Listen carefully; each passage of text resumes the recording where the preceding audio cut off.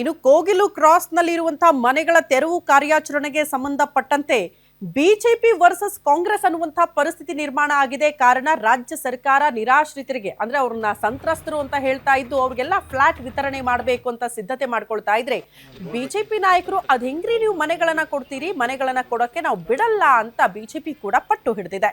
ಸರ್ಕಾರಕ್ಕೆ ಕಾನೂನು ಚಾಟಿ ಬೀಸೋದಕ್ಕೆ ಕೇಸರಿ ಪಡೆ ಪ್ಲಾನ್ ರೂಪಿಸ್ತಾ ಇದೆಯಂತೆ. ಈಗಾಗಲೇ ಸ್ಥಳ ಪರಿಶೀಲನೆ ಮಾಡಿ ದಾಖಲೆಯನ್ನ ಸಂಗ್ರಹ ಮಾಡೋದಕ್ಕೆ ಬಿಜೆಪಿ ನಾಯಕರು ಮುಂದಾಗಿದ್ದಾರೆ.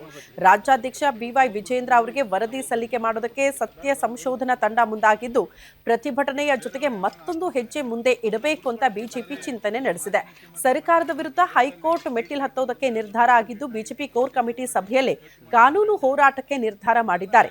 ಕೋರ್ ಕಮಿಟಿಯ ಹಿರಿಯ ಸದಸ್ಯರ ಸಲಹೆ ಮೇರೆಗೆ ಕಾನೂನು ಹೋರಾಟ ಮಾಡೋದಕ್ಕೆ ಮುಂದಾಗ್ತಾ ಇದ್ದು ಮನೆ ಹಂಚಿಕೆ ಪ್ರಕ್ರಿಯೆ ನೋಡಿಕೊಂಡು ಕಾನೂನು ಹೋರಾಟ ಮಾಡೋದಕ್ಕೆ ಸಿದ್ಧತೆಗಳಾಗಿದೆಯಂತೆ. ರಾಜ್ಯಪಾಲರಿಗೂ ದೂರು ಕೊಡೋದಕ್ಕೆ ಬಿಜೆಪಿ ತೀರ್ಮಾನ ಮಾಡಿಕೊಂಡಿದೆ.